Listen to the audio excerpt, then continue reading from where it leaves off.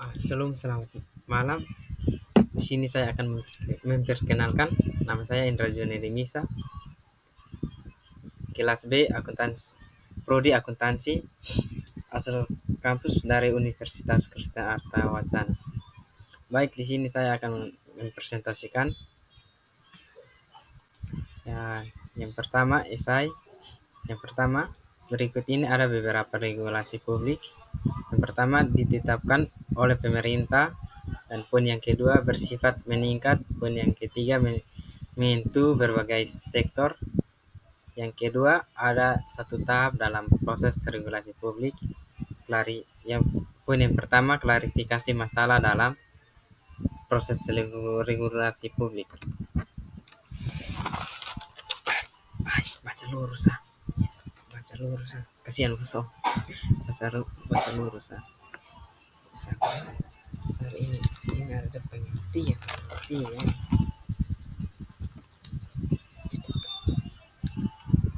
Nomor 3, berikut ini ada alasan dan contohnya.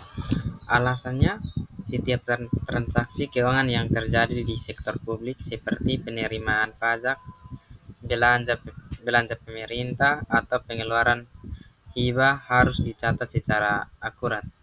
Contohnya, jika terjadi pencatatan dalam penerimaan pajak, hal ini akan mempengaruhi laporan keuangan pemerintah yang tidak menunjukkan jumlah pendapatan yang sebenarnya. Nomor 4, berikut ini ada beberapa pihak. Pihak yang pertama, pemerintah pusat. Pihak yang kedua, pemerintah daerah. Pihak yang ketiga, badan legislatif.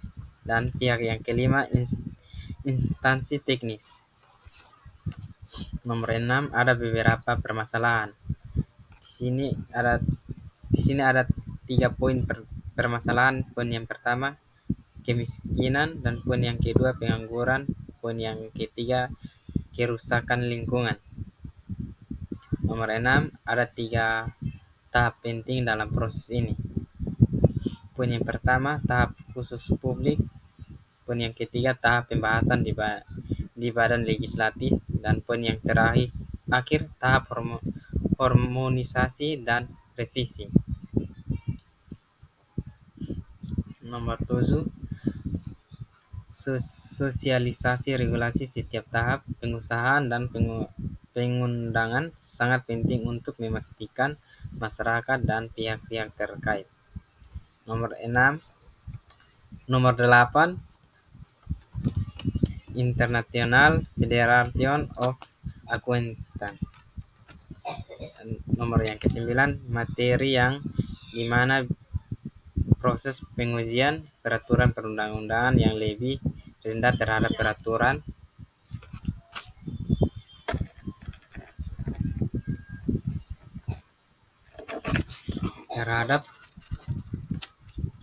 terhadap peraturan perundang-undangan yang lebih tinggi oleh lembaga peradilan. Dan nomor ke-10, berikut ini ada beberapa kewajiban. Yang pertama, memajukan kesejahteraan umum, dan kewajiban yang terakhir, mencerdaskan kehidupan bangsa.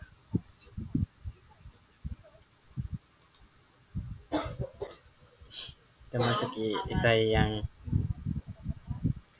esai kedua. Ada beberapa SAP yang ada di Indonesia. Yang pertama, pernyataan standar akuntansi pemerintah. Yang kedua, interpretasi pernyataan standar akuntansi pemerintah. Dan yang terakhir, bukti teknis.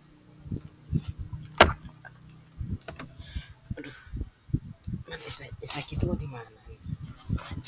Sabar ya, sabar. Nomor 2,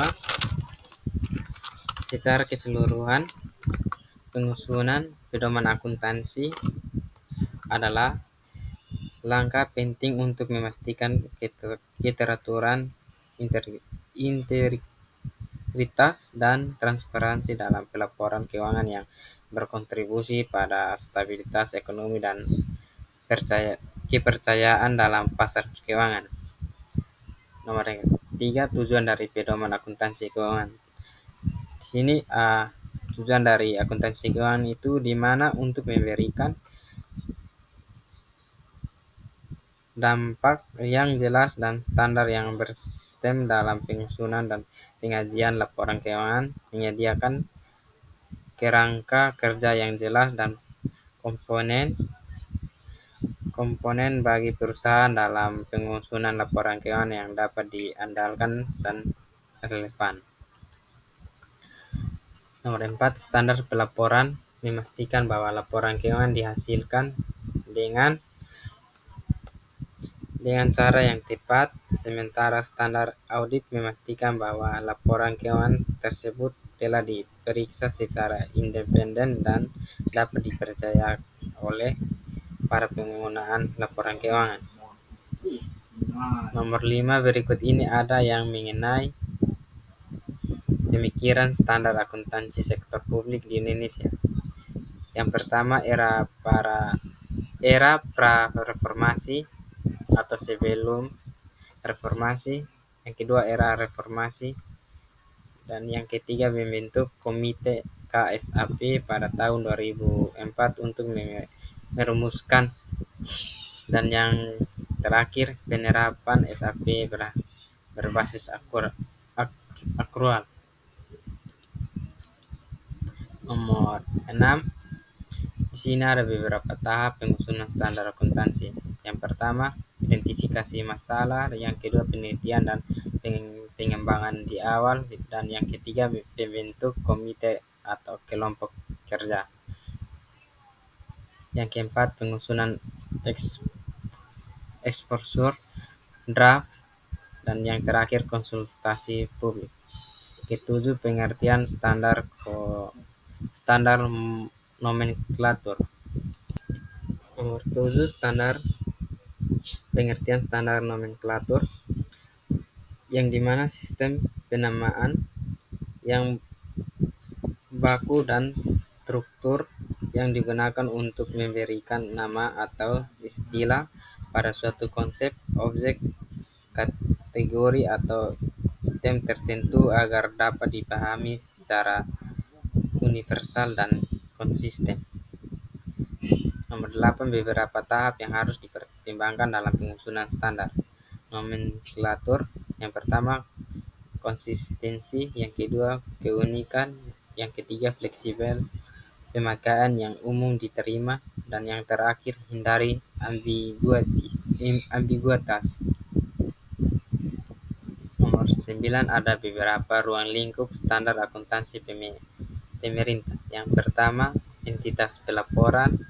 Yang kedua, jenis laporan keuangan. Yang ketiga, basis akuntansi. Dan yang keempat, pengakuan dan pengukuran.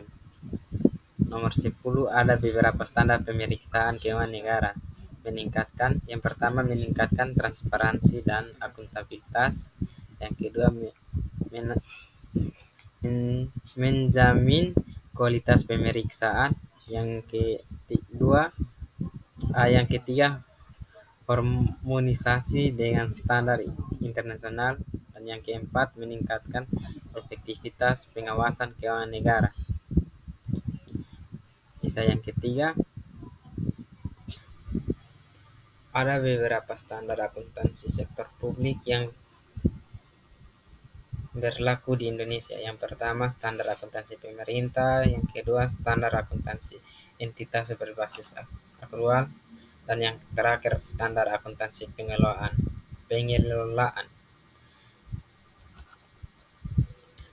Nomor 2, dengan demikian pedoman akuntansi keuangan menjadi landasan penting dalam menjaga kualitas,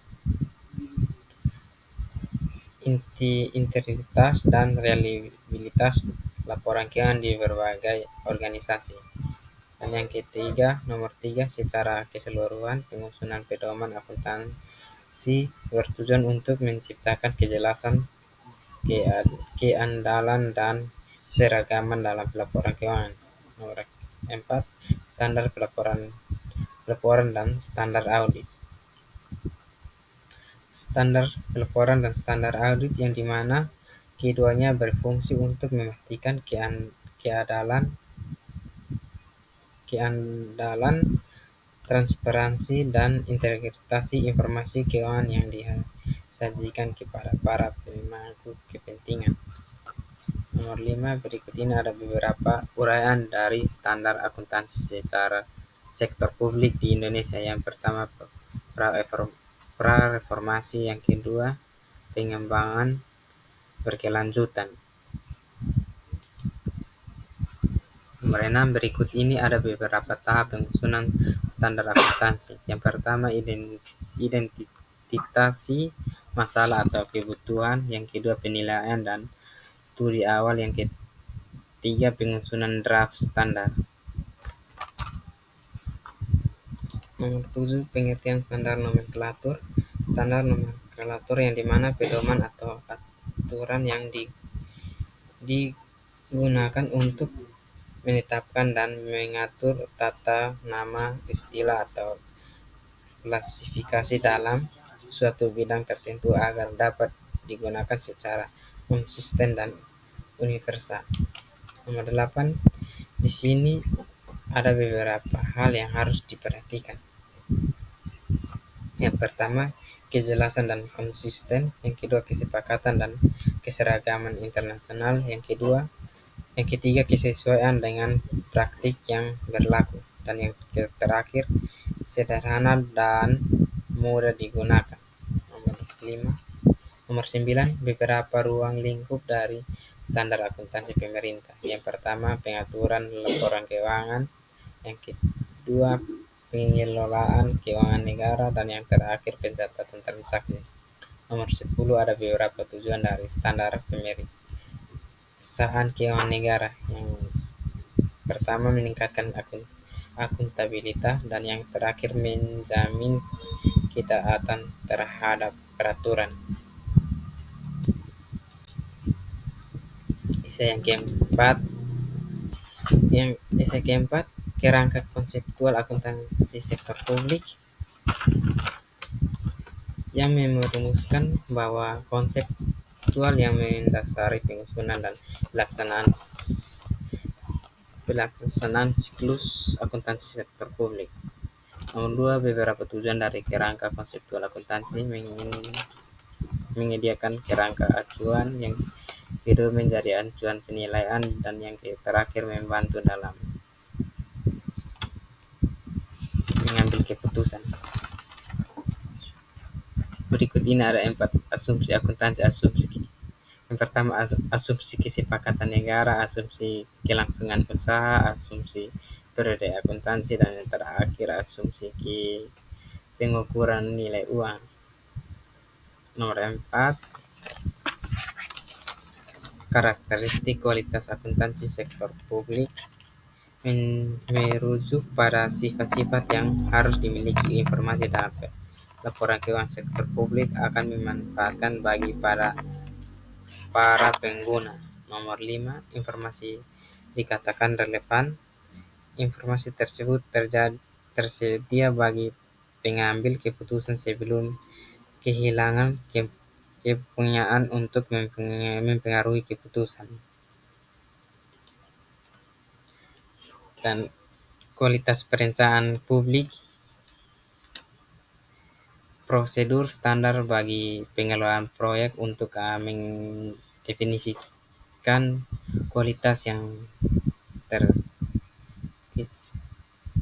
dengan persyaratan termasuk tugas standar.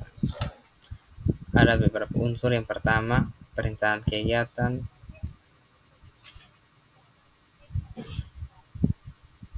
Pengangguran berbasis kinerja. Terakhir, pelaksanaan kegiatan. Yang nomor 8, realisasi anggaran publik dapat diuraikan sebagai berikut. Yang pertama, efektivitas, efisiensi, transparansi, akuntabilitas. Beberapa pengadaan barang dan jasa publik, perencanaan pengadaan, persiapan pengadaan. Nomor 10, terakhir, kualitas pelaporan sektor publik. Itu dikasih pertama jawaban. undang-undang ini menjadi dasar hukum bagi pemerintah dalam pengelolaan keuangan publik yang mencakup aspek peranan penganggaran, pelaksanaan, dan laporan keuangan.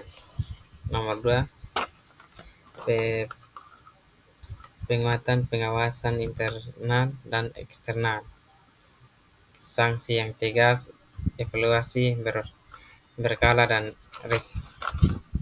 revisi.